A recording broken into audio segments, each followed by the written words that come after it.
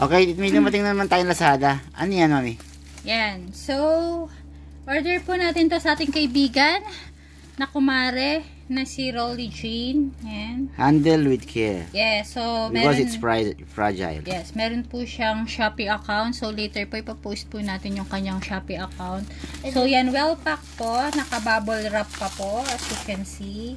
So, ayan. Secured na secured. And then, nilagyan din po niya ng fragile. Actually, kahapon lang natin to in-order and then ngayon nandito na agad. Ang bilis, no? Yes. So, wala pang 24 hours nasa atin na. Ayan. So, after nito, meron pa ulit panibagong balot. Aray ko. Ang hirap yung balot. Opo. So, secured na secured. So, 5-star po tayo sa kanyang packaging. Ilan ba yan? Meron So, pa din ko. isa lang naman. Ay, isa lang ba yan? Cardboard, Ay, malaki siya. Handle po yan. Yes. Ayan. Ano malaki nakalagay? po yung baso. Ano nakalagay? Malaki po yung handle. Gerardo Orbina.